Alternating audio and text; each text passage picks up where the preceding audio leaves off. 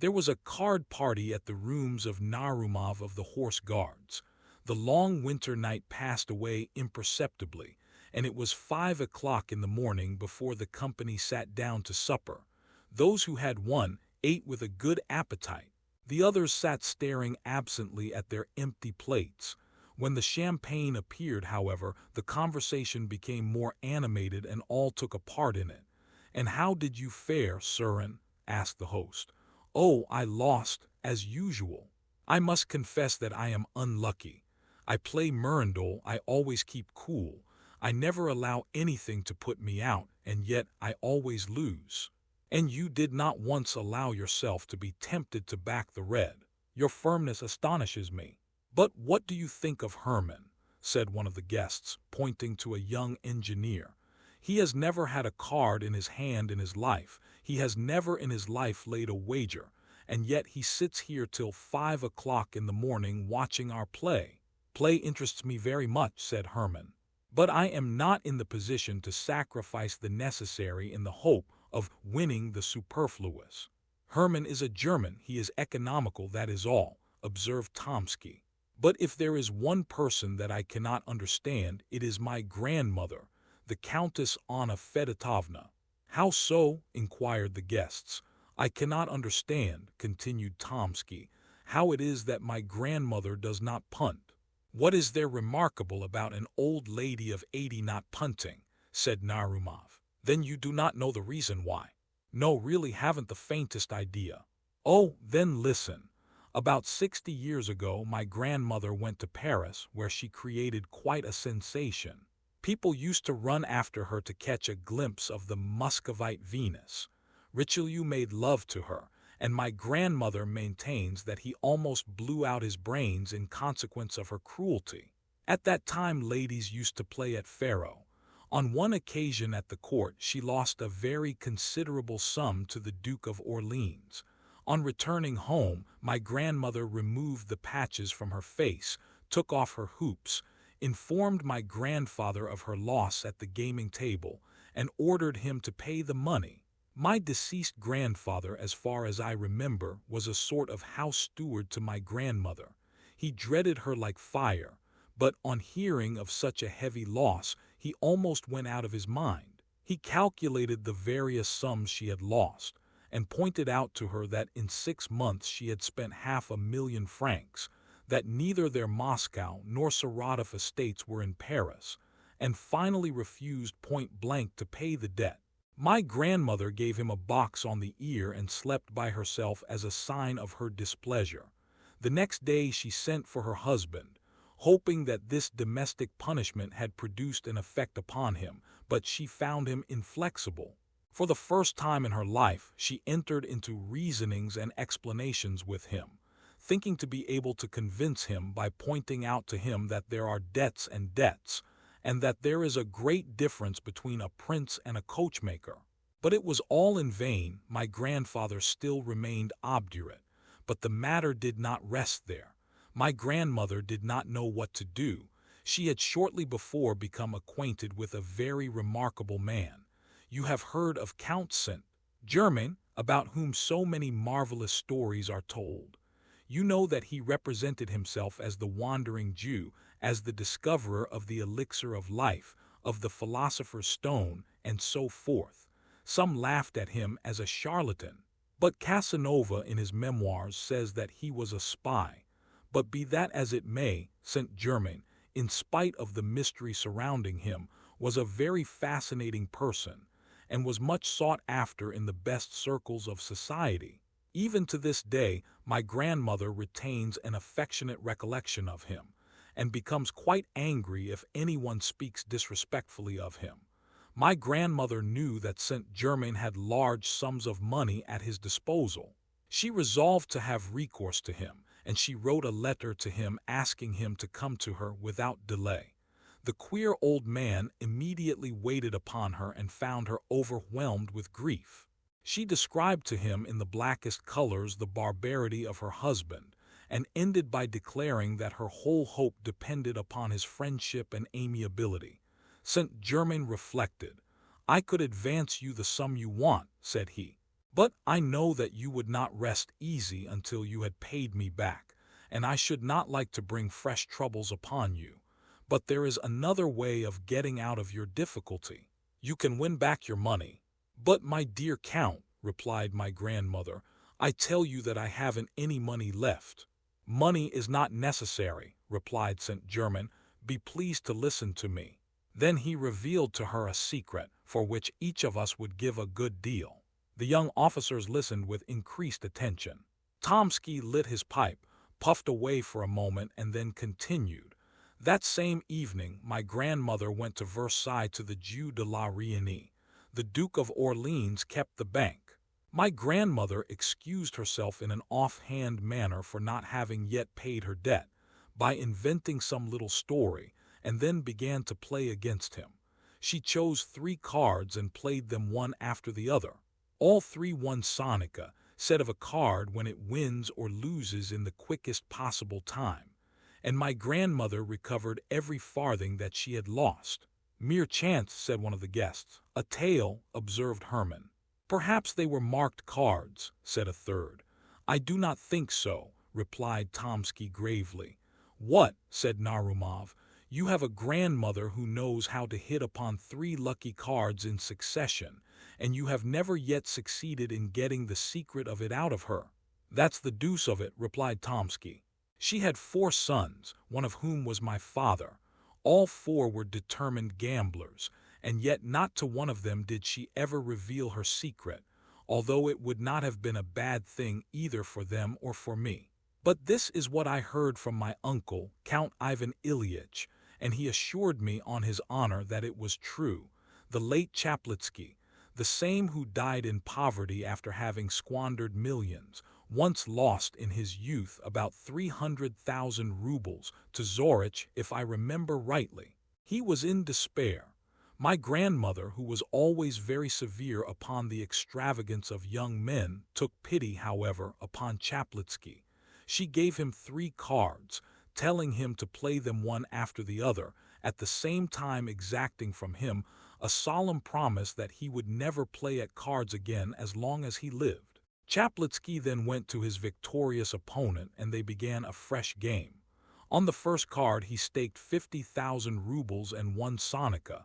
He doubled the stake and won again, till at last, by pursuing the same tactics, he won back more than he had lost. But it is time to go to bed. It is 5:45 already. And indeed it was already beginning to dawn. The young men emptied their glasses and then took leave of each other. The old Countess A. was seated in her dressing-room in front of her looking-glass. 3 waiting maids stood around her. One held a small pot of rouge, another a box of hairpins, and the third a tall can with bright red ribbons. The Countess had no longer the slightest pretensions to beauty, but she still preserved the habits of her youth, dressed in strict accordance with the fashion of 70 years before, and made as long and as careful a toilette as she would have done 60 years previously.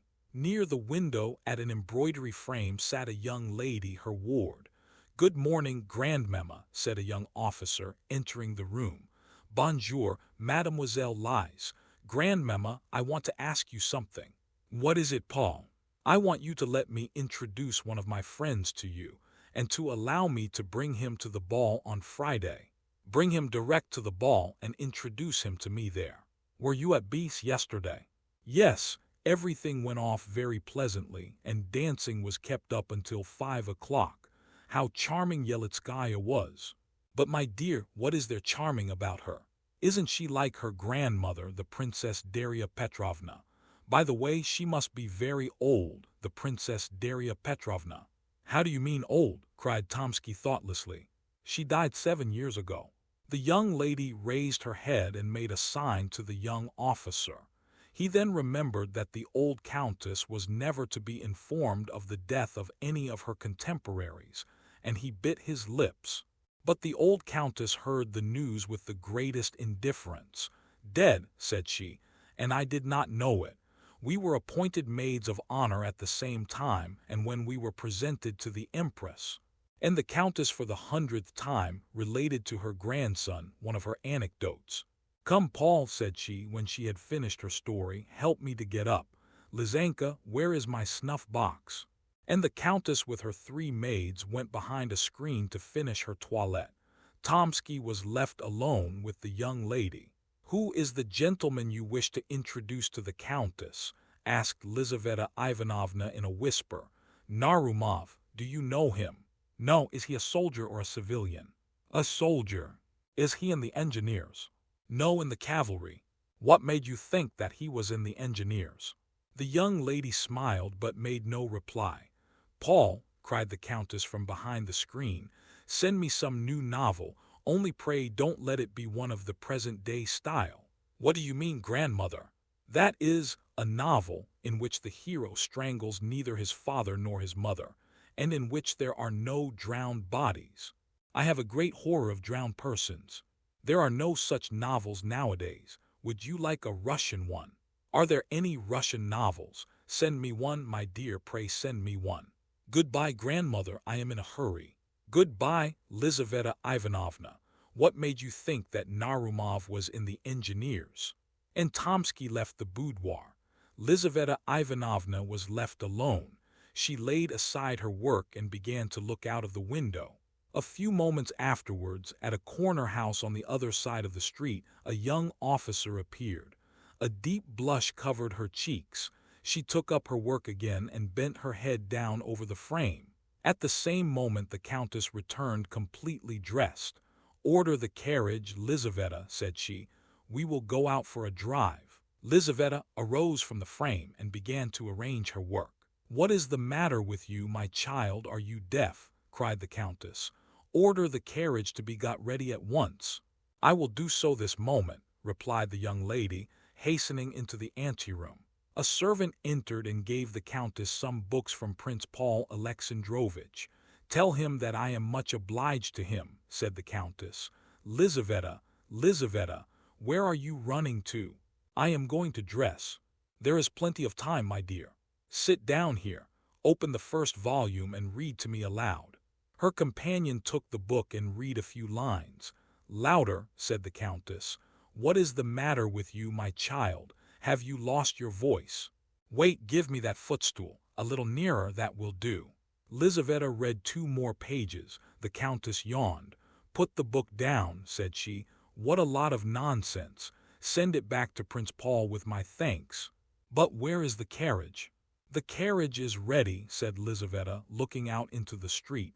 "How is it that you are not dressed?" said the Countess. "I must always wait for you. It is intolerable, my dear." Lisa hastened to her room. She had not been there 2 minutes before the Countess began to ring with all her might. The 3 waiting maids came running in at one door and the valet at another. "How is it that you cannot hear me when I ring for you?" said the Countess. "Tell Lizaveta Ivanovna that I am waiting for her." Lizaveta returned with her hat and cloak on. "At last you are here," said the Countess.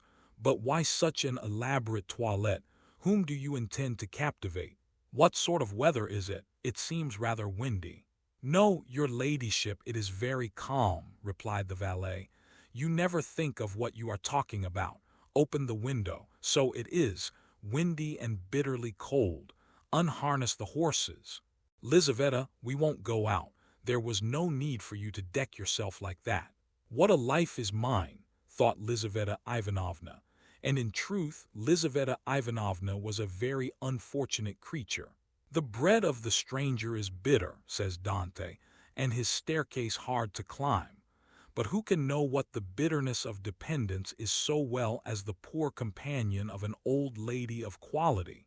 The Countess A. had by no means a bad heart, but she was capricious, like a woman who had been spoilt by the world, as well as being avaricious and egotistical, like all old people who have seen their best days, and whose thoughts are with the past and not the present. She participated in all the vanities of the great world, went to balls, where she sat in a corner, painted and dressed in old-fashioned style, like a deformed but indispensable ornament of the ballroom. All the guests on entering approached her and made a profound bow, as if in accordance with a set ceremony, but after that nobody took any further notice of her. She received the whole town at her house and observed the strictest etiquette, although she could no longer recognize the faces of people. Her numerous domestics, growing fat and old in her antechamber and servants' hall, did just as they liked, and vied with each other in robbing the aged countess in the most barefaced manner. Lizaveta Ivanovna was the martyr of the household. She made tea and was reproached with using too much sugar. She read novels aloud to the countess, and the faults of the author were visited upon her head. She accompanied the countess in her walks and was held answerable for the weather or the state of the pavement. A salary was attached to the post, but she very rarely received it, although she was expected to dress like everybody else, that is to say, like very few indeed. In society she played the most pitiable role. Everybody knew her, and nobody paid her any attention. At balls she danced only when a partner was wanted, and ladies would only take hold of her arm when it was necessary to lead her out of the room to attend to their dresses. She was very self-conscious and felt her position keenly, and she looked about her with impatience for a deliverer to come to her rescue. But the young men, calculating in their giddiness, honored her with but very little attention, although Lizaveta Ivanovna was 100 times prettier than the barefaced and cold-hearted marriageable girls around whom they hovered. Many a time did she quietly slink away from the glittering but wearisome drawing-room, to go and cry in her own poor little room, in which stood a screen, a chest of drawers, a looking-glass and a painted bedstead, and where a tallow candle burnt feebly in a copper candlestick. One morning, this was about 2 days after the evening party described at the beginning of this story, and a week previous to the scene at which we have just assisted, Lizaveta Ivanovna was seated near the window at her embroidery frame, when, happening to look out into the street, she caught sight of a young engineer officer, standing motionless with his eyes fixed upon her window. She lowered her head and went on again with her work. About 5 minutes afterwards she looked out again. The young officer was still standing in the same place. Not being in the habit of coquetting with passing officers, she did not continue to gaze out into the street, but went on sewing for a couple of hours without raising her head. Dinner was announced. She rose up and began to put her embroidery away, but glancing casually out of the window, she perceived the officer again. This seemed to her very strange. After dinner she went to the window with a certain feeling of uneasiness, but the officer was no longer there, and she thought no more about him. A couple of days afterwards, just as she was stepping into the carriage with the countess, she saw him again. He was standing close behind the door, with his face half concealed by his fur collar, but his dark eyes sparkled beneath his cap. Lizaveta felt alarmed, though she knew not why, and she trembled as she seated herself in the carriage. On returning home, she hastened to the window. The officer was standing in his accustomed place, with his eyes fixed upon her. She drew back, a prey to curiosity and agitated by a feeling which was quite new to her. From that time forward not a day passed without the young officer making his appearance under the window at the customary hour, and between him and her there was established a sort of mute acquaintance. Sitting in her place at work, she used to feel his approach, and raising her head, she would look at him longer and longer each day. The young man seemed to be very grateful to her. She saw with the sharp eye of youth how a sudden flush covered his pale cheeks each time that their glances met. After about a week she commenced to smile at him. When Tomsky asked permission of his grandmother, the countess, to present one of his friends to her, the young girl's heart beat violently. But hearing that Narumov was not an engineer, she regretted that by her thoughtless question she had betrayed her secret to the volatile Tomsky. Hermann was the son of a German who had become a naturalized Russian, and from whom he had inherited a small capital. Being firmly convinced of the necessity of preserving his independence, Hermann did not touch his private income, but lived on his pay, without allowing himself the slightest luxury. Moreover, he was reserved and ambitious, and his companions rarely had an opportunity of making merry at the expense of his extreme parsimony. He had strong passions and an ardent imagination, but his firmness of disposition preserved him from the ordinary errors of young men.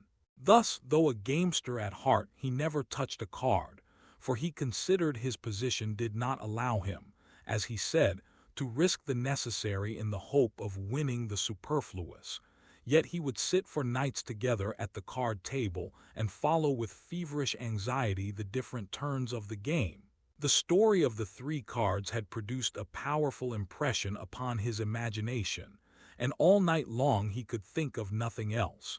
If, he thought to himself the following evening, as he walked along the streets of St.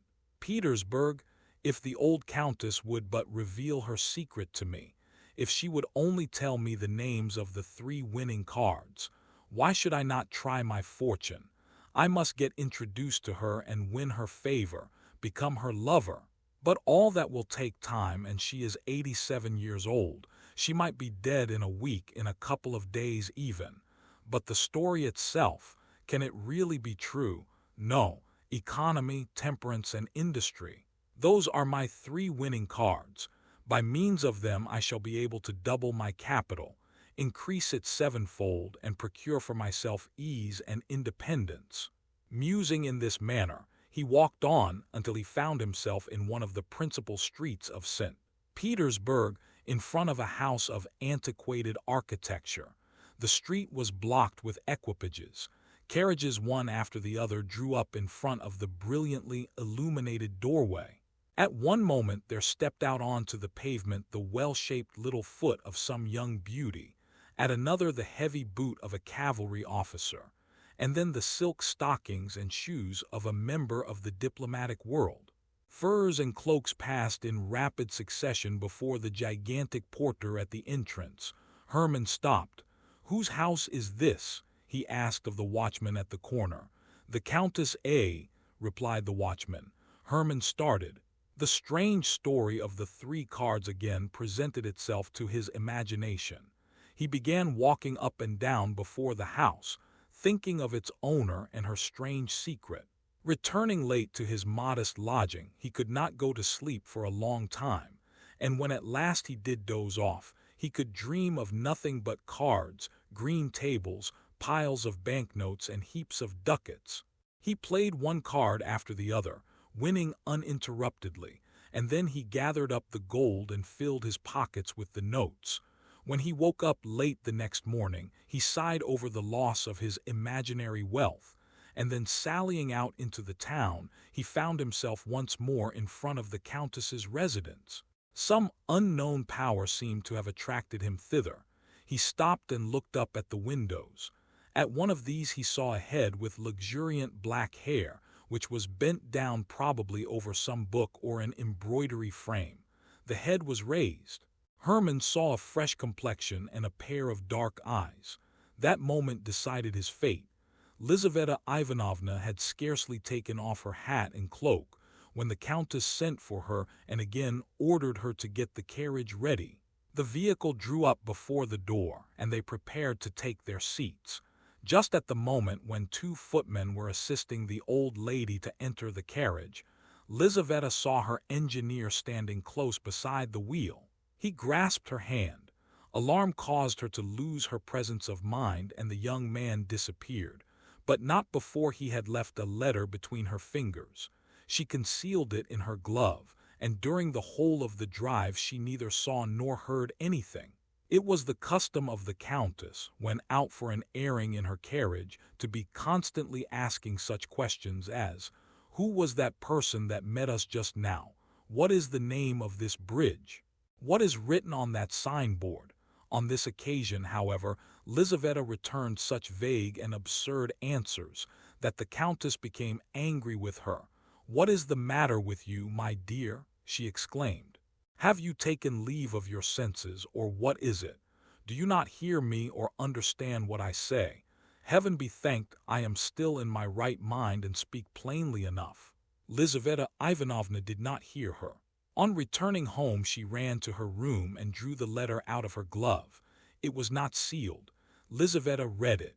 The letter contained a declaration of love. It was tender, respectful, and copied word for word from a German novel. But Lizaveta did not know anything of the German language, and she was quite delighted. For all that, the letter caused her to feel exceedingly uneasy. For the first time in her life, she was entering into secret and confidential relations with a young man. His boldness alarmed her. She reproached herself for her imprudent behavior and knew not what to do. Should she cease to sit at the window and, by assuming an appearance of indifference towards him, put a check upon the young officer's desire for further acquaintance with her? Should she send his letter back to him, or should she answer him in a cold and decided manner? There was nobody to whom she could turn in her perplexity, for she had neither female friend nor adviser. At length she resolved to reply to him. She sat down at her little writing table, took pen and paper, and began to think. Several times she began her letter and then tore it up. The way she had expressed herself seemed to her either too inviting or too cold and decisive. At last she succeeded in writing a few lines with which she felt satisfied. "I am convinced," she wrote, "that your intentions are honorable, and that you do not wish to offend me by any imprudent behavior, but our acquaintance must not begin in such a manner.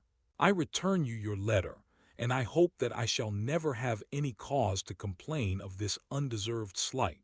The next day, as soon as Hermann made his appearance, Lizaveta rose from her embroidery, went into the drawing-room, opened the ventilator, and threw the letter into the street, trusting that the young officer would have the perception to pick it up. Hermann hastened forward, picked it up, and then repaired to a confectioner's shop. Breaking the seal of the envelope, he found inside it his own letter and Lizaveta's reply. He had expected this, and he returned home, his mind deeply occupied with his intrigue.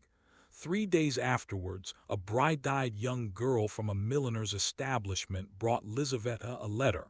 Lizaveta opened it with great uneasiness, fearing that it was a demand for money, when suddenly she recognized Hermann's handwriting.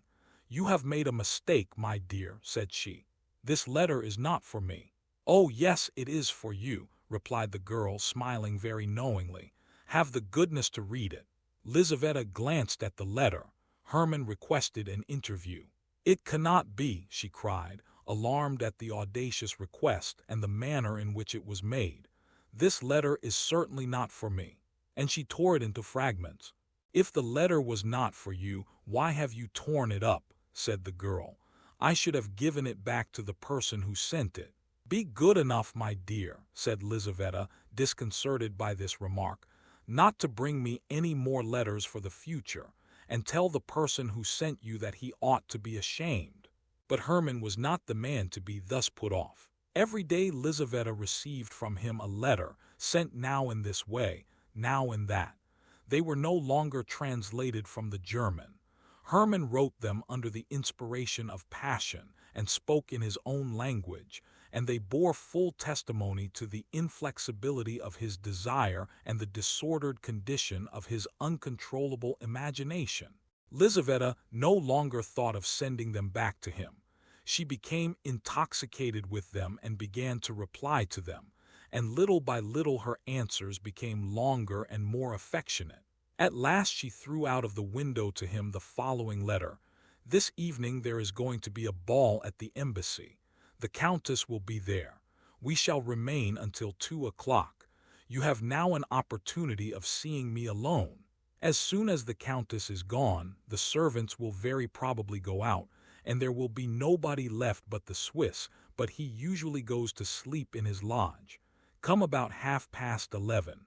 Walk straight upstairs. If you meet anybody in the anteroom, ask if the Countess is at home. You will be told no, in which case there will be nothing left for you to do but to go away again.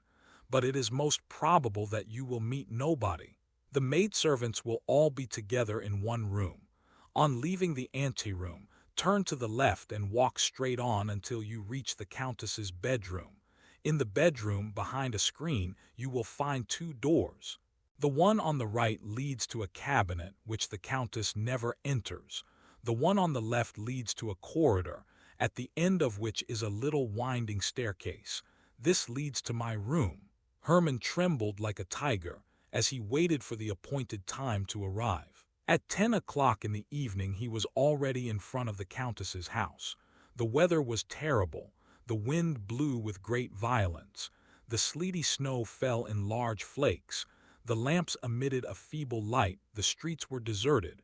From time to time a sledge, drawn by a sorry-looking hack, passed by, on the lookout for a belated passenger.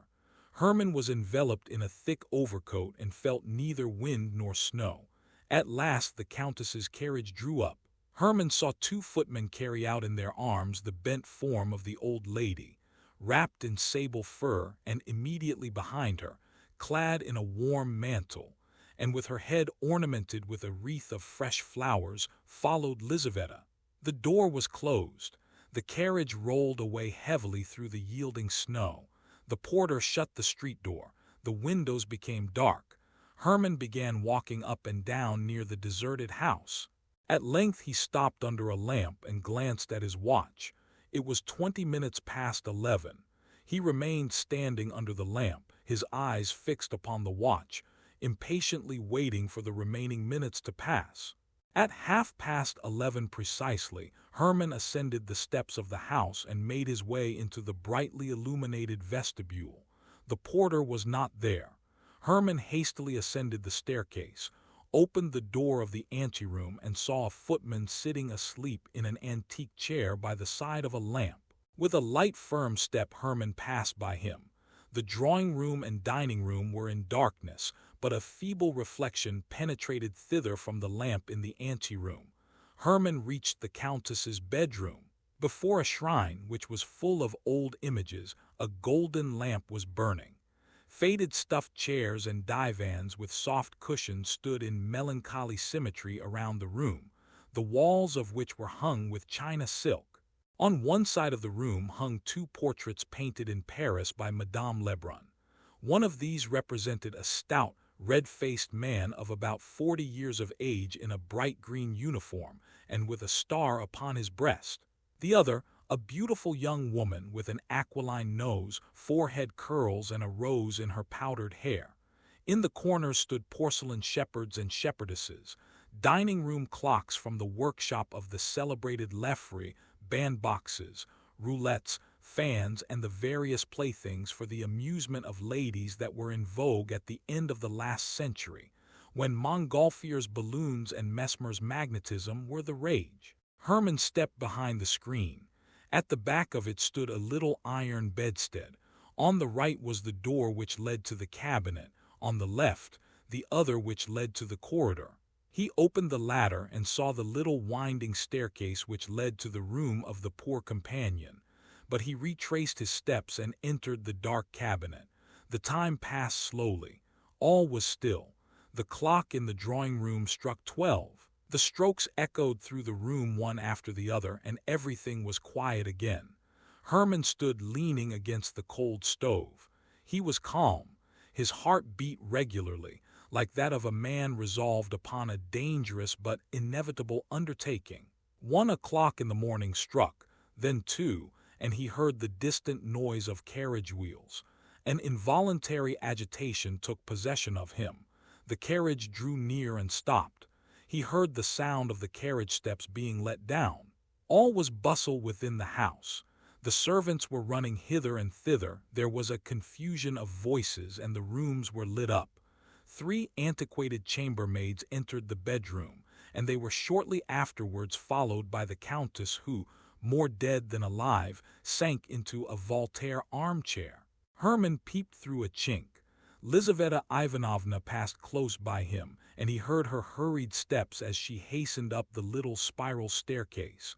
For a moment his heart was assailed by something like a pricking of conscience, but the emotion was only transitory, and his heart became petrified as before. The Countess began to undress before her looking-glass. Her rose-bedecked cap was taken off, and then her powdered wig was removed from off her white and closely cut hair. Hairpins fell in showers around her. Her yellow satin dress, brocaded with silver, fell down at her swollen feet. Hermann was a witness of the repugnant mysteries of her toilette. At last the Countess was in her nightcap and dressing gown, and in this costume, more suitable to her age, she appeared less hideous and deformed. Like all old people in general, the Countess suffered from sleeplessness. Having undressed, she seated herself at the window in a Voltaire armchair and dismissed her maids. The candles were taken away, and once more the room was left with only one lamp burning in it. The Countess sat there looking quite yellow, mumbling with her flaccid lips and swaying to and fro. Her dull eyes expressed complete vacancy of mind, and looking at her, one would have thought that the rocking of her body was not a voluntary action of her own, but was produced by the action of some concealed galvanic mechanism. Suddenly the death-like face assumed an inexplicable expression. The lips ceased to tremble, the eyes became animated. Before the Countess stood an unknown man. "Do not be alarmed, for heaven's sake, do not be alarmed," said he in a low but distinct voice. "I have no intention of doing you any harm. I have only come to ask a favor of you." The old woman looked at him in silence, as if she had not heard what he had said. Hermann thought that she was deaf, and bending down towards her ear, he repeated what he had said. The aged Countess remained silent as before. "You can ensure the happiness of my life," continued Hermann, "and it will cost you nothing. I know that you can name 3 cards in order." Hermann stopped. The Countess appeared now to understand what he wanted. She seemed as if seeking for words to reply. "It was a joke," she replied at last. "I assure you it was only a joke." "There is no joking about the matter," replied Hermann angrily. "Remember Chaplitsky, whom you helped to win." The Countess became visibly uneasy. Her features expressed strong emotion, but they quickly resumed their former immobility. "Can you not name me these 3 winning cards?" continued Hermann. The Countess remained silent. Hermann continued, "For whom are you preserving your secret? For your grandsons. They are rich enough without it. They do not know the worth of money. Your cards would be of no use to a spendthrift.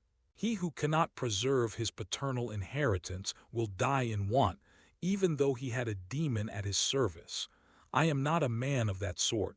I know the value of money. Your 3 cards will not be thrown away upon me. Come." He paused and tremblingly awaited her reply. The Countess remained silent. Hermann fell upon his knees.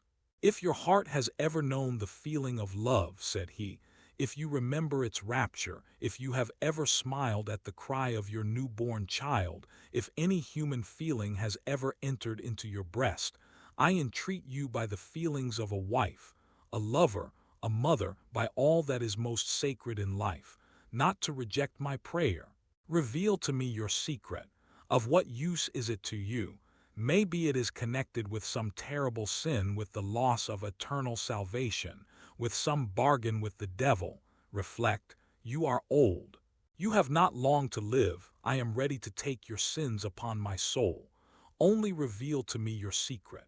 Remember that the happiness of a man is in your hands, that not only I, but my children and grandchildren will bless your memory and reverence you as a saint." The old Countess answered not a word. Hermann rose to his feet. "You old hag," he exclaimed, grinding his teeth, "then I will make you answer." With these words he drew a pistol from his pocket. At the sight of the pistol, the Countess for the second time exhibited strong emotion. She shook her head and raised her hands as if to protect herself from the shot. Then she fell backwards and remained motionless. "Come, an end to this childish nonsense," said Hermann, taking hold of her hand. "I ask you for the last time. Will you tell me the names of your 3 cards, or will you not?" The Countess made no reply. Hermann perceived that she was dead. Lizaveta Ivanovna was sitting in her room, still in her ball dress, lost in deep thought. On returning home, she had hastily dismissed the chambermaid, who very reluctantly came forward to assist her, saying that she would undress herself, and with a trembling heart had gone up to her own room, expecting to find Hermann there, but yet hoping not to find him. At the first glance she convinced herself that he was not there, and she thanked her fate for having prevented him keeping the appointment. She sat down without undressing, and began to recall to mind all the circumstances which in so short a time had carried her so far. It was not 3 weeks since the time when she first saw the young officer from the window, and yet she was already in correspondence with him, and he had succeeded in inducing her to grant him a nocturnal interview. She knew his name only through his having written it at the bottom of some of his letters. She had never spoken to him, had never heard his voice, and had never heard him spoken of until that evening. But strange to say, that very evening at the ball Tomsky, being piqued with the young Princess Pauline N., who, contrary to her usual custom, did not flirt with him, wished to revenge himself by assuming an air of indifference. He therefore engaged Lizaveta Ivanovna and danced an endless mazurka with her. During the whole of the time he kept teasing her about her partiality for engineer officers. He assured her that he knew far more than she imagined, and some of his jests were so happily aimed that Lizaveta thought several times that her secret was known to him.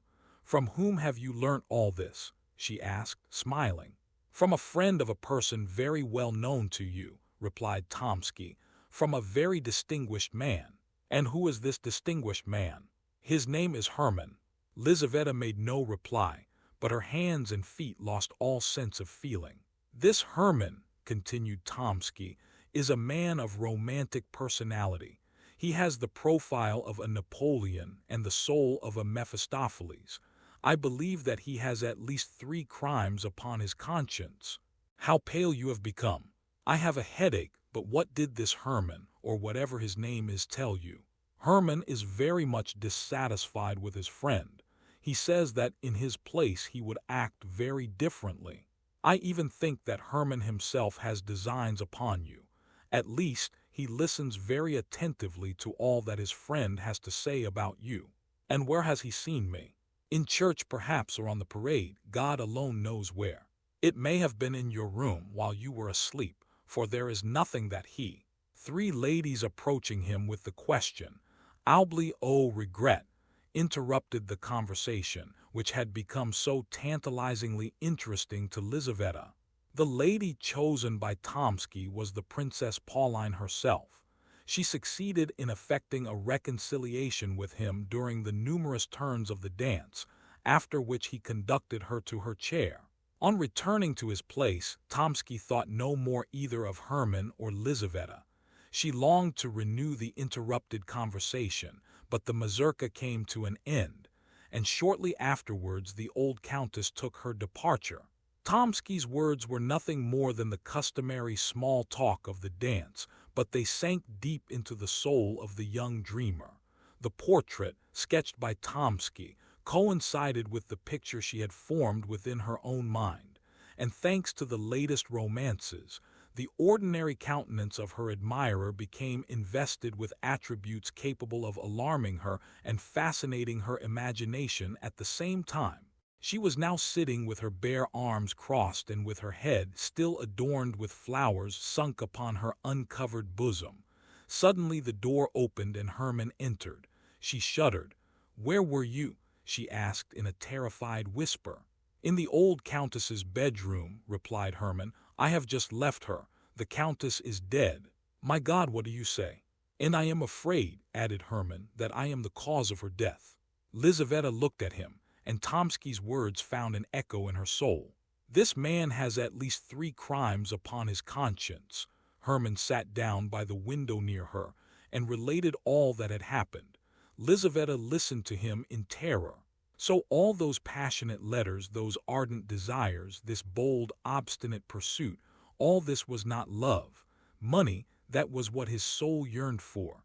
She could not satisfy his desire and make him happy. The poor girl had been nothing but the blind tool of a robber, of the murderer of her aged benefactress. She wept bitter tears of agonized repentance. Herman gazed at her in silence. His heart, too, was a prey to violent emotion, but neither the tears of the poor girl, nor the wonderful charm of her beauty, enhanced by her grief, could produce any impression upon his hardened soul. He felt no pricking of conscience at the thought of the dead old woman. One thing only grieved him, the irreparable loss of the secret from which he had expected to obtain great wealth. "You are a monster," said Lizaveta at last. "I did not wish for her death," replied Herman. "My pistol was not loaded." Both remained silent. The day began to dawn. Lizaveta extinguished her candle. A pale light illumined her room. She wiped her tear-stained eyes and raised them towards Herman. He was sitting near the window, with his arms crossed and with a fierce frown upon his forehead. In this attitude he bore a striking resemblance to the portrait of Napoleon. This resemblance struck Lizaveta even. "How shall I get you out of the house?" said she at last. "I thought of conducting you down the secret staircase, but in that case it would be necessary to go through the Countess's bedroom, and I am afraid. Tell me how to find this secret staircase. I will go alone." Lizaveta arose, took from her drawer a key, handed it to Herman, and gave him the necessary instructions. Herman pressed her cold, limp hand, kissed her bowed head, and left the room. He descended the winding staircase and once more entered the Countess's bedroom. The dead old lady sat as if petrified. Her face expressed profound tranquility. Herman stopped before her and gazed long and earnestly at her, as if he wished to convince himself of the terrible reality. At last he entered the cabinet, felt behind the tapestry for the door, and then began to descend the dark staircase, filled with strange emotions.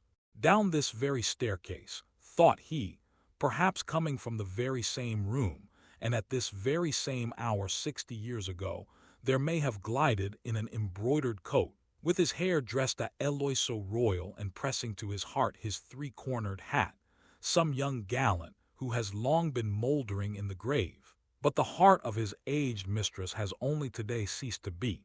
At the bottom of the staircase Herman found a door, which he opened with a key, and then traversed a corridor which conducted him into the street.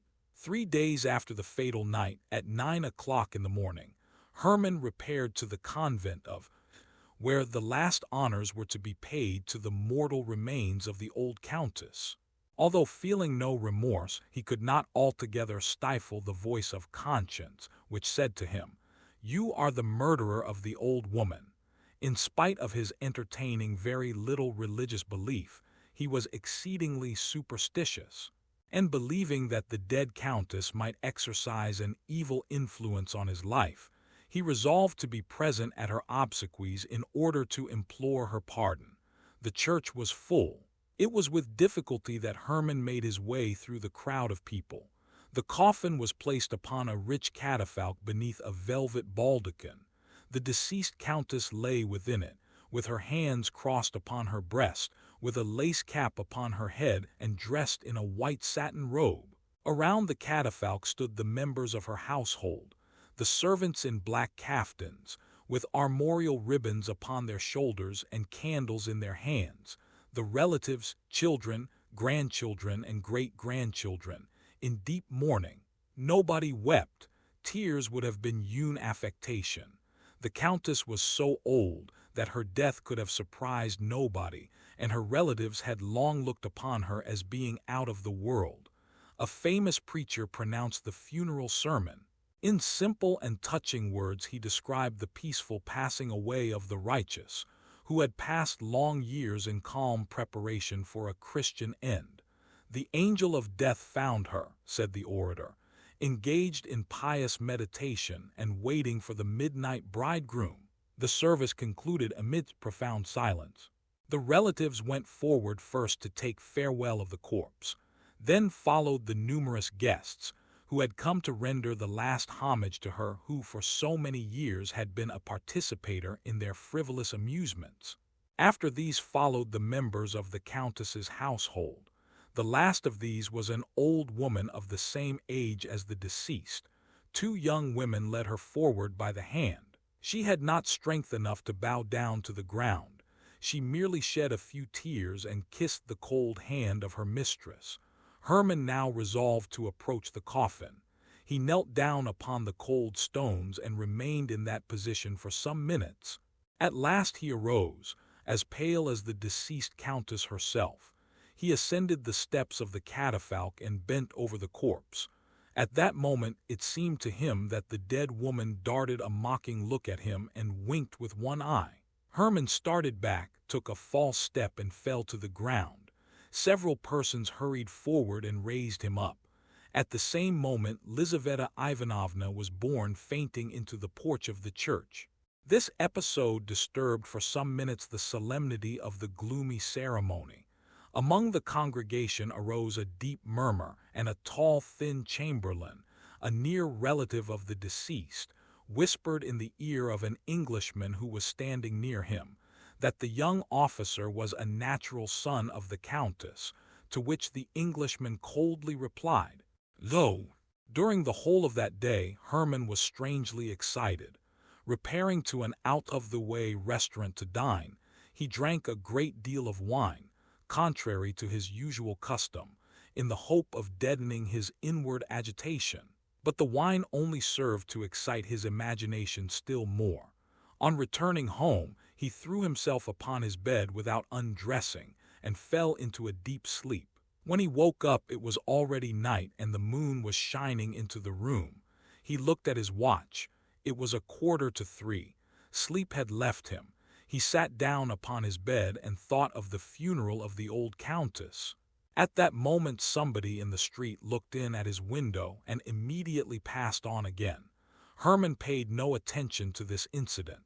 A few moments afterwards he heard the door of his anteroom open. Herman thought that it was his orderly, drunk as usual, returning from some nocturnal expedition, but presently he heard footsteps that were unknown to him.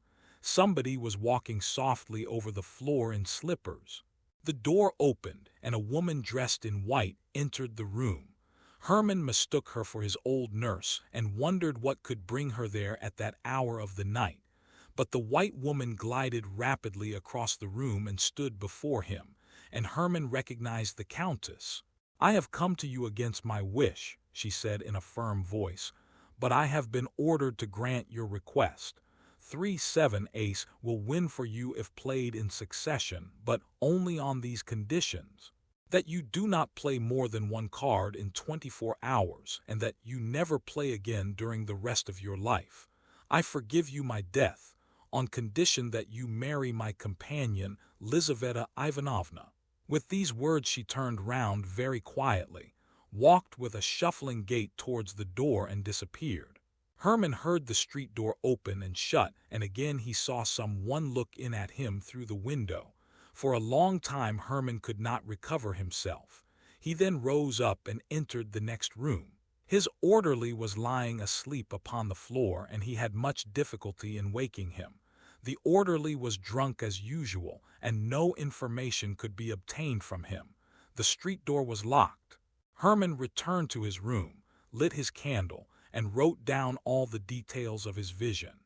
Two fixed ideas can no more exist together in the moral world than two bodies can occupy one and the same place in the physical world. 3-7 ace soon drove out of Herman's mind the thought of the dead countess. 3-7 ace were perpetually running through his head and continually being repeated by his lips. If he saw a young girl, he would say, "How slender she is, quite like the 3 of hearts." If anybody asked, "What is the time?" he would reply, 5 minutes to 7. Every stout man that he saw reminded him of the ace. 3-7 ace haunted him in his sleep and assumed all possible shapes. The 3s bloomed before him in the forms of magnificent flowers. The 7s were represented by Gothic portals, and the aces became transformed into gigantic spiders. One thought alone occupied his whole mind: to make a profitable use of the secret which he had purchased so dearly. He thought of applying for a furlough so as to travel abroad. He wanted to go to Paris and tempt fortune in some of the public gambling houses that abounded there. Chance spared him all this trouble. There was in Moscow a society of rich gamesters, presided over by the celebrated Chekalinsky, who had passed all his life at the card table and had amassed millions, accepting bills of exchange for his winnings and paying his losses in ready money. His long experience secured for him the confidence of his companions, and his open house, his famous cook, and his agreeable and fascinating manners gained for him the respect of the public. He came to St. Petersburg. The young men of the capital flocked to his rooms, forgetting balls for cards and preferring the emotions of faro to the seductions of flirting.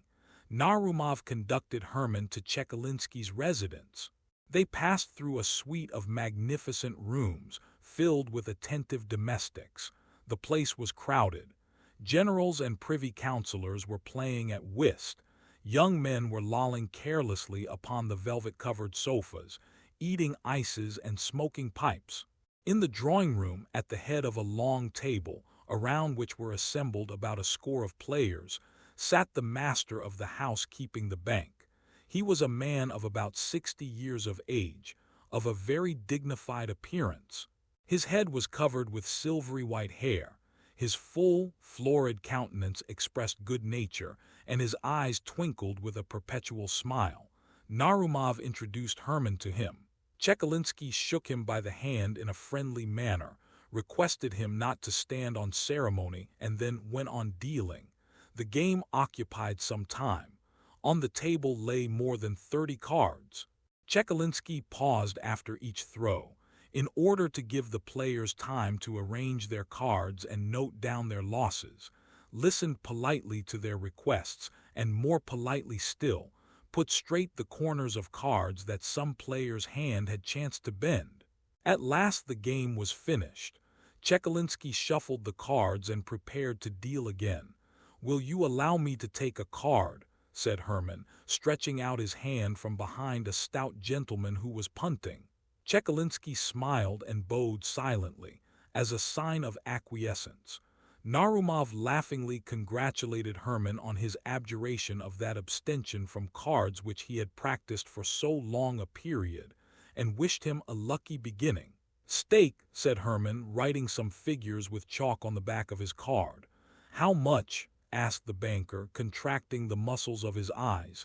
"Excuse me, I cannot see quite clearly." 47,000 rubles, replied Herman. At these words every head in the room turned suddenly round, and all eyes were fixed upon Herman. "He has taken leave of his senses," thought Narumov. "Allow me to inform you," said Chekalinsky with his eternal smile, "that you are playing very high. Nobody here has ever staked more than 275 rubles at once."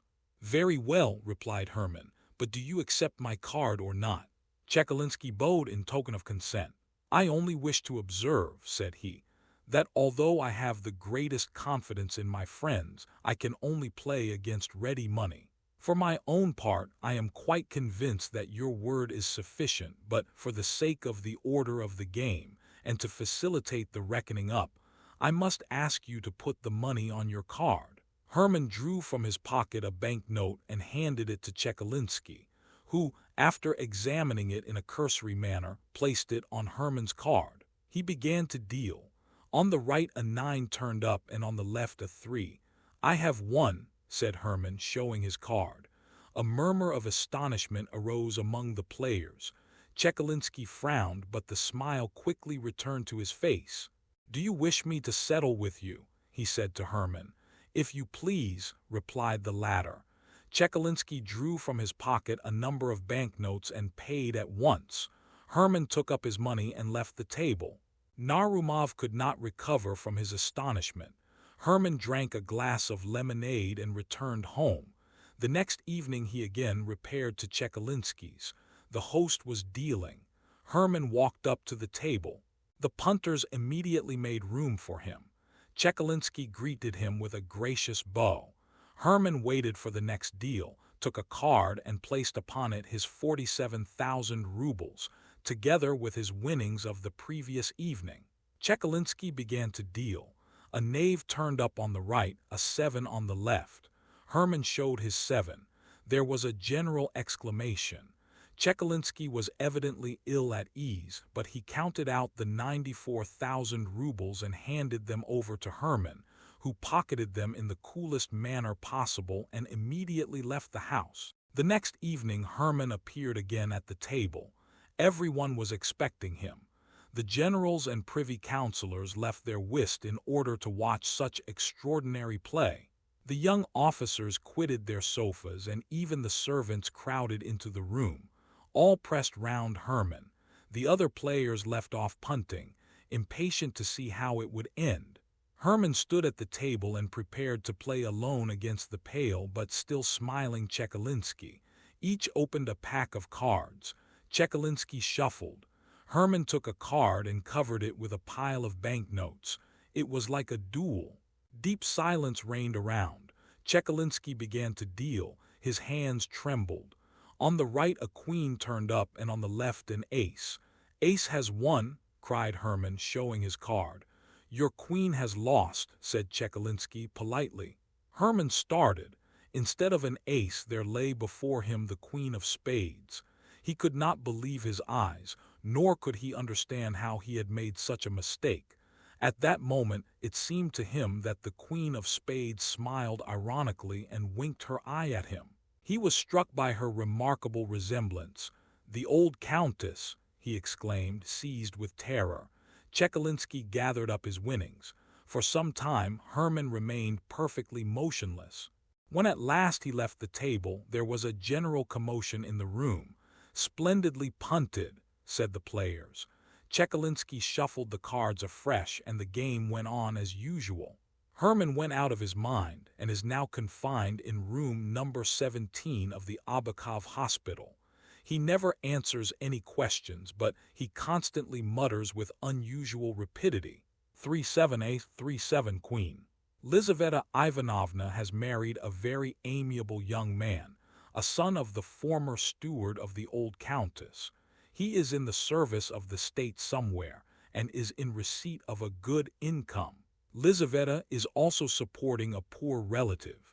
Tomsky has been promoted to the rank of captain, and has become the husband of the Princess Pauline.